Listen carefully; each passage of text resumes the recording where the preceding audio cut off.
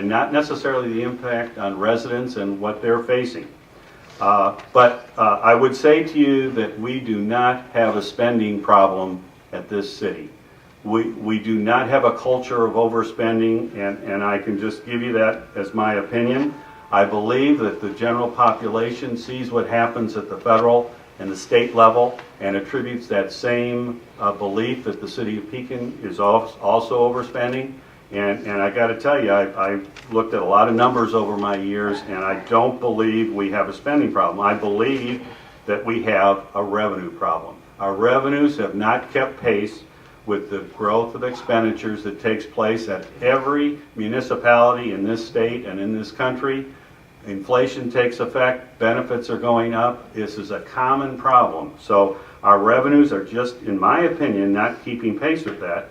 And I've already alluded to that with respect to the sales taxes are starting to show some bad results, and that's going to be a problem. I would also say to you that in 2008, then City Manager Denny Keefe commissioned me to study the cities up and down I-74, and there's roughly 12 of us from Danville on the east to Rock Island on the west, all very comparable, some a little bigger than the others. And we looked, Denny wanted me to look at the tax and fees paid per capita of those residents in those cities. Now, the mayor and council member Abel were here at the time. They saw this, I believe, but I think the newer members have not necessarily seen it.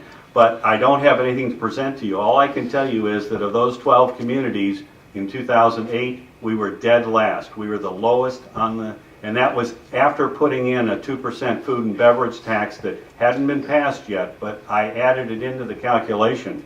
Now, there's nothing wrong with being lowest and last, but when you're lowest and last and your revenues are not keeping pace, you really, in my opinion, you need to address that concern. Now, another point I would share with you is that in the last 5 years, we have been able to improve the city's bond rating at S&P. That has been a real positive development, and as I think most of you know, that keeps your borrowing costs down.